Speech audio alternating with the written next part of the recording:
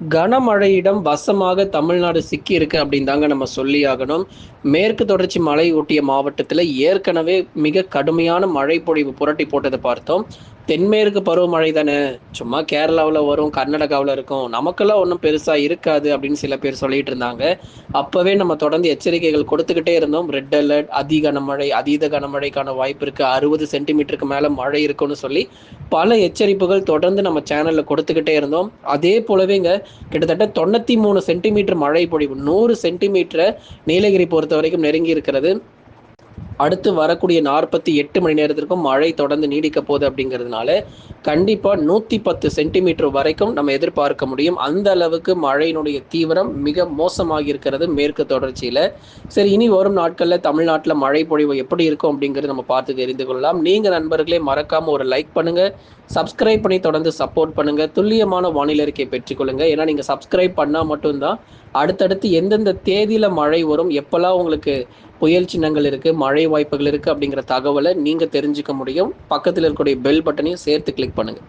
வங்கக்கடலில் உருவான காற்றழுத்த தாழ்வு பகுதி பொறுத்த வரைக்கும் மேலும் வலுப்பெற்று காற்றழுத்த தாழ்வு மண்டலமாக மாறுகிறது. கண்டிப்பாக இது மேலும் தீவிரம் அடையும் போது மழை குறையுமா அப்படின்னா கண்டிப்பா இல்லை, மழை வாய்ப்பு அதிகரிக்கும்.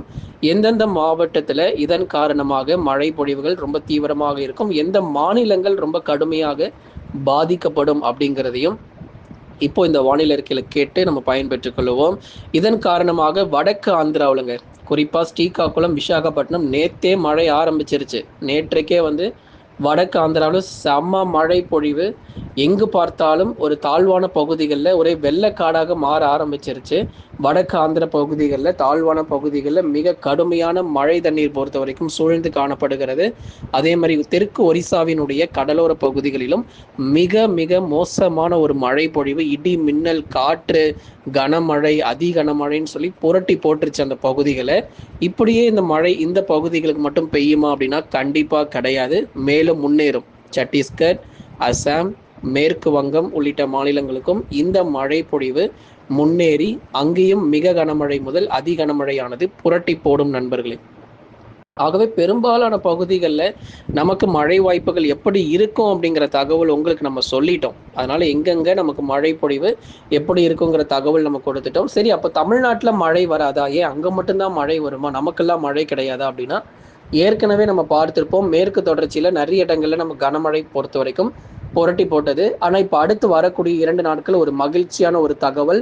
இதுவரைக்கும் சரிவர மழை இல்லாத மாவட்டங்கள், சென்னையாக இருக்கட்டும், திருவள்ளூர் ஆகட்டும், ஆகவே எந்த பகுதிகளாக இருந்தாலும் அந்த இடங்களுக்கும் நமக்கு மழை பொழிவுங்கிறது தீவிரமாக போகுது. தமிழ்நாட்டில் இதுவரை சரிவர மழை இல்லாத பகுதிகளுமே கூட இன்றும் நாளையும் மழை வாய்ப்புகள் எதிர்பாருங்க பகுதியாக இருக்கும்.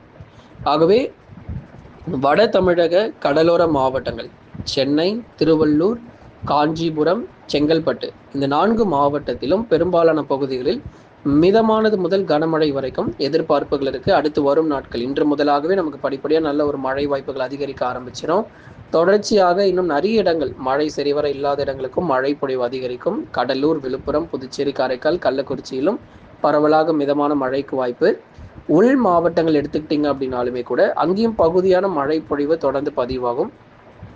ஏன்னா இப்போ நமக்கு மாவட்டம் முழுவதுமாகவே கனமழை கொட்டி தீர்க்குமா அப்படின்னு நிறைய பேர் கேட்டிருந்தீங்க. மாவட்டம் முழுவதும் கனமழைங்கிறது நீலகிரி, கோவை, தேனி, தென்காசி நம்ம சொல்ல முடியும். ஆனால் வட தமிழக உள் மாவட்டங்கள் நம்ம எடுத்துக்கிட்டோம் அப்படின்னா மாவட்டம் முழுவதும் பெரும்பாலும் எதிர்பார்க்க முடியாது, பகுதியாகவே காணப்படும். மேற்கு தொடர்ச்சியில் இன்றும் மிக கனமழை தீவிரமாக வாய்ப்பு. இதுவரைக்கும் அதி கனமழை பதிவான நிலையில் இன்றும் நாளையும் மிக கனமழை பதிவாகும். 11 சென்டிமீட்டர் முதல் 20 சென்டிமீட்டர் வரை இன்றும் நாளையும் எதிர்பார்ப்புகள் இருக்கிறது. அதனால மேற்கு தொடர்ச்சி மலையொட்டிய மாவட்டத்தில் இருக்கிறவங்க நீலகிரியினுடைய மேற்கு பகுதி, கோயம்புத்தூர் தெற்கு பகுதி, தேனி, தென்காசி உள்ளிட்ட பகுதிகளில் பெரும்பாலும் கனமழையும் ஒரு சில இடங்களில் மிக கனமழையுமாக, அதிலும் குறிப்பா மலை பகுதிகளில் மிக கனமழையா இருக்கும். மற்றபடி இந்த நிலப்பரப்பில் இருக்கக்கூடிய நகர பகுதிகளில் கனமழை மட்டும் எதிர்பார்த்தால் போதுமானது. ஆகவே மிக கடுமையான வெள்ளப்பெருக்கு எல்லாமே நமக்கு நீலகிரி மாவட்டத்தில் தொடர்ந்து இருந்து நிலச்சரிவு கூட இருந்துச்சு. நீலகிரி மாவட்டத்தில் ஒரு சில இடங்களில் நிலச்சரிவு கூட காணப்பட்டது. ஆகவே அதனுடைய சேதங்கள் பொறுத்த வரைக்கும் அதனுடைய பாதிப்புகள் சற்று அதிகம்தான். இந்த மழை பொழிவு மிக அதிகமாகவே அதனுடைய பாதிப்புகளை ஏற்படுத்தி இருக்கிறது. இது தொடக்கம் அப்படிங்கிறதை நம்ம சொல்லிடுறோம். இது ஆரம்பம்தான், இன்னும் மே மாதம் முடியலை. ஜூன், ஜூலை, ஆகஸ்ட், செப்டம்பர் இன்னும் 4 மாதம் தென்மேற்கு பருவமழை இருக்க போது. அப்போ எந்த அளவிற்கு மிக மோசமான ஒரு மழை பொழிவு இருக்கும் அப்படிங்கிறத கொஞ்சம் யோசிச்சு பாருங்க. இதனுடைய ஆரம்பத்திலேயே தென்மேற்கு பருவமழைன்னு தொடங்கியதுன்னு சொன்ன அந்த வினாடிலேயே மிக கனமழை பெய்ய ஆரம்பிச்சு 2-3 நாட்கள்ல அதீத கனமழை கொட்டி தீர்த்து விட்டது. இன்னும் தென்மேற்கு பருவமழை இனி வரும் நாட்கள் தான் இன்னும் தீவிரமடையும், வலுப்பெறும். அப்போ மழை பொழிவுகள் மிக அதிகமாக கூடுதல் மழையாக தான் இருக்குமே தவிர எங்கேயும் குறைவான மழை பொழிவு, கனமழை பற்றாக்குறை, வறட்சி இந்த மாதிரி பேச்சுக்கே நம்ம தமிழ்நாட்டில் இடமே கிடையாது. வறட்சிங்கிற பேச்சுக்கே இடம் இல்லை. எங்கு பார்த்தாலும் மழை பொழிவாக தான் இருக்கும். தென்மேற்கு பருவமழையினுடைய தீவிரம் காரணமாக வெயிலே குறைஞ்சி போச்சுங்க. கடந்த ஏப்ரல் இறுதியில் 38லேருந்து 40 டிகிரி செல்சியஸ் வரைக்கும் பதிவான வெப்பநிலை பொறுத்தவரை இப்போ மே இறுதியில் எடுத்து பார்த்தா அப்படியே தலைகீழாக மாறி இருக்கு. எந்த அளவுக்கு வெயில் வந்து ஏப்ரல் மாதங்களில் கொளுத்தியதோ அப்படியே தலைகீழாக இந்த மே மாதத்தில் வெப்பநிலை பொறுத்த வரைக்கும் தமிழ்நாட்டில் மாறி இருக்கிறது. ஒரு மழை காலம் போல பெரும்பாலான மாவட்டங்கள் காட்சி அளிக்கிறத நம்ம பார்க்கிறோம். தொடர்ந்து வட தமிழக உள் மாவட்டங்கள் மற்றும் டெல்டா மாவட்டங்களிலும் விட்டு விட்டு பரவலாக மிதமான மழை பொழிவு தொடர்ச்சியாக இருக்கும். வேலூர், திருப்பத்தூர், ராணிப்பேட்டை, திருவண்ணாமலை, சேலம், நாமக்கல், கரூர், திருப்பூர், ஈரோட்டில் இரவு நேரத்தில் மழை உண்டு. நிறைய பேர் பகலில் மழை எதிர்பார்க்குறீங்க. ஆனால் இனி வரும் நாட்களில் இரவு, நள்ளிரவு மற்றும் கடலோர மாவட்டங்களில் அதிகாலை நேரங்களில் மழை வாய்ப்பு இருக்கும். 1 மணி 2 மணிக்கெல்லாம் கூட சென்னை பக்கம்லாம் மழை வருவதற்கான வாய்ப்பு இருக்குது. ஆனால் கொஞ்சம் உஷாராக இருந்துக்கோங்க. மாலை நேரங்களில் மழை வரல, அப்போ இன்னைக்கு மழை வராது போல அப்படின்னு மட்டும் தவறாக நினைச்சிடாதீங்க. இரவு, நள்ளிரவு, அதிகாலையிலுமே கூட நமக்கு மழை வரலாம் உள் மாவட்டங்கள் மற்றும் கடலோர பகுதிகள். ஆனால் நேரங்கள் நமக்கு முக்கியமல்ல. மழை பொழிவுகள் தொடர்ந்து மிதமானதிலிருந்து கனமழை பதிவாகும். எல்லா இடங்களுக்கும் மழை வாய்ப்பாக பார்க்கப்படுகிறது.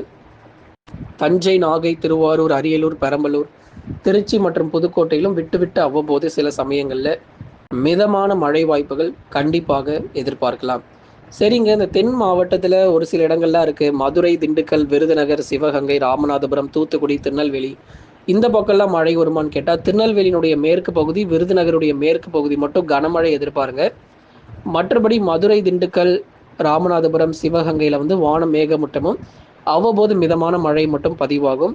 தூத்துக்குடி மாவட்டத்திலும் வானம் ஓரளவு மேகமூட்டம், சில சமயங்களில் மிதமான மழை தொடர்ந்து நீடிக்கும். கன்னியாகுமரி மாவட்டத்தினுடைய மேற்கு பகுதிகளில் கனமழையும் மற்ற இடங்களில் நமக்கு மிதமான மழையுமாக எதிர்பார்க்கலாம். ஆகவே இனி அடுத்து வரக்கூடிய ஜூன் மற்றும் ஜூலையிலும் அடுத்தடுத்த தாழ்வு பகுதிகள் எல்லாமே நிறைய உருவாக இருக்கிறது. இது ஏதோ 1-2ஓட முடிய போகிறதில்ல. இன்னும் நிறைய தாழ்வு பகுதிகள், தாழ்வு மண்டலங்கள், புயல் சின்னங்களை நம்ம நிறைய பார்க்க போகிறோம். அதனால தான் சொல்கிறோம், நீங்கள் மறக்காமல் சப்ஸ்கிரைப் பண்ணிக்கோங்க. ஏன்னா நீங்கள் சப்ஸ்கிரைப் பண்ணி தொடர்ந்து சப்போர்ட் பண்ணால் மட்டும்தான் அடுத்து வரும் நாட்களில் எந்த தேதிகளில் மழை வாய்ப்புகள் அப்படிங்கிறதையும் நீங்கள் தெரிஞ்சிக்க முடியும். தினந்தோறும் காலை நேரங்களில் கொடுக்கக்கூடிய வானிலை அறிக்கையை மறக்காமல் கேளுங்க.